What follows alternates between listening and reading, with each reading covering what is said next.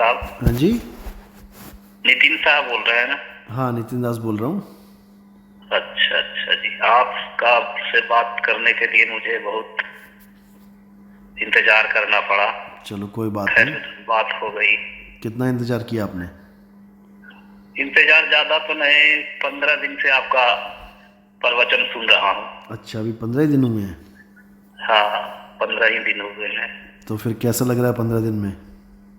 बहुत बढ़िया लग रहा है, तभी तो आपसे बात कर रहा हूँ। क्या बात है, क्या लग रहा है? साहब, मैं जो है बिहार का रहने वाला हूँ। वैसे नोएडा में रहता हूँ 20 साल से। अच्छा अच्छा अच्छा। तो राधा स्वामी सत्संग व्यास से जुड़ा हुआ हूँ। अच्छा अच्छा, बहुत अच्छी बात है। लेकिन नाम मुझे नहीं मिला है अच्छा, साहब अभी नाम नहीं लिया, ठीक है। जी। लेकिन अच्छी हम बात है। अपना है जो कि ध्यान जैसे भी हुआ करते रहे अपने मर्जी से, हम्म। और वीडियो भी देखते रहे। अच्छा, उस दरमियान एक बर्ड लिंकर करके चैनल है। बर्ड लिंकर, अच्छा हाँ हाँ हाँ, तो उनका बात मुझे समझ में आया साहब। अच्छा और उन्हीं के कहने के अनुसार मैंने ध्यान को ऊपर किया। अच्छा। तो मैं करते रहा। एक समय ऐसा हुआ कि मेरे सारे शरीर में लगता है कि खून का दौरान इधर से उधर उछल पुछल हुआ। अच्छा। और फिर है जो कि मुझे सुनाई देने लगा झिंगुर का हाँ हाँ। और ओमकार का हम्म। अंदर में आवाज। अच्छा। लेकिन मैं उस बात को साहब मैं जानता नहीं था। मैं तो अनाड़ी आदमी। मुझे लगा कि ऐसे ही कुछ हो रहा है। अच्छा। लेकिन कान बंद करके भी और पूरी तरह से उस पर ध्यान करते किया तो अंदर से आवाज आ रही है, कहीं बाहर से आवाज नहीं आ रही है। हाँ। मैंने लोगों से भी पूछा कि भाई मेरे घर में इतना झिंगुर कहाँ से आ गया। मैं तो कुछ समझ में नहीं आया। लेकिन फिर है जो कि आपका वीडियो देखे अनहद के बारे में जाना। फिर? तो फिर साहब मैं एक सेकेंड में ही, काम करते भर में तो नहीं, इधर उधर दौड़ भाग में तो नहीं, लेकिन जैसे भी मैं जरा सा उधर ध्यान करता हूँ, आंख बंद करे या न करे आवाज सुनाई पड़ता है, खूब स्पष्ट सुनाई पड़ता है, दिन हो या रात हो। तो इससे आगे जाने का मुझे हिम्मत ही नहीं है कि मैं आप क्या करूं। ये बर्ड लिंकर हाँ, मैं वाले तो ने यहाँ अनाड़ी तक का ही आदमी हूं, ज्ञान मुझे दिया? कुछ नाम नहीं लिया न कुछ लिया। बर्ड लिंकर वाले ने यहाँ तक का ही ज्ञान दिया था कि ऐसी आवाज आने लग जाएगी ओंकार की या झिंगुर की? उन्होंने तो बहुत बातें बताई। तो जितना मुझे बन पड़ा उतना किया, यहाँ तक मैं पहुंच पाया हूँ। फिर है जो कि आपका प्रवचन है जो कि सामने आया, तो मैं है जो कि आपसे संतुष्ट हुआ कि नहीं, आपकी बात है जो कि बिल्कुल है जो मेरे जहन में उतर गया। और इस तरह का प्रवचन और लोगों से मैंने नहीं साफ सुथरा इतना सुना। यहाँ तक कि राधा स्वामी में भी मैं सत्संग सुना, भाटी गया, व्यास भी गया, तो इतना जितना आप समझाते हैं उतना समझ में नहीं आया था। हाँ, तो इसीलिए आपसे बात कर रहा हूँ कि अब चलो क्या अच्छी करूँ बात मैं। है। कोई बात नहीं, आगे देखो ये जाने का तो हिम्मत नहीं है, मुझे डर लगता है। नहीं, आगे तो जाना ही पड़ेगा, लेकिन ऐसे नहीं जाना है कि अनजान बन के जाना है, सारा कुछ जान के जाना है।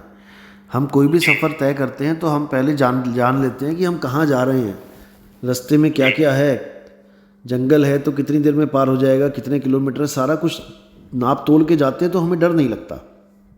जी जी जी। और हम किसी अनजान सड़क पे चल पड़े तो हमें लगता है पता नहीं आगे क्या होगा, पता नहीं आगे क्या होगा, तो डर बना रहता है। आप जो कह रहे हो बिल्कुल सही बात है कि आपको अभी पता ही नहीं आगे क्या होगा, तो डर बना हुआ है कि इतने में ही हालत ख़राब होगी, आगे जाने क्या हो जाए। तो गुरु का काम होता है आपको। लेकिन एक बात है साहब कि मुझे मरने का भी कोई डर नहीं। नहीं, मरने का तो डर हमारे सत्संग सुन के वैसे ही ख़त्म हो जाएगा, हाँ हाँ हाँ हाँ। क्योंकि मरना तो किसी ने है ही नहीं, बात तो शरीर छोड़ने की है। लेकिन बात ये है थोड़ी देर के लिए कि वैसे ही मर जाऊं। हाँ, जिस चीज का बिना, मुझे प्यास जागा और बिल्कुल जिसके लिए मैं प्रयास करा वो मिला नहीं, नहीं, ऐसे नहीं तो मरना फिर है। तो मेरा जिंदगी ऐसे ही हाँ नहीं, ऐसे नहीं व्यर्थ जाना बीत है, जाएगी। जाना है अपने लक्ष्य को प्राप्त करके। जी। तो हमारे यहाँ जुड़ने से पहले आपको पहले तो सत्संग सुनो, अभी 2-3 महीना और ज़्यादा, क्योंकि अभी 15 दिन हुए हैं। 15 दिन में तो चलो ठीक है, पहले आप सत्संगी हो, सुनते हो सत्संग, लेकिन फिर भी मैं चाहूँगा और सुनो 3-4-5 पूरी बात आपका महीने। समझ में आ गया है। हाँ, मेन बात तो समझ में आ गई ना आपके।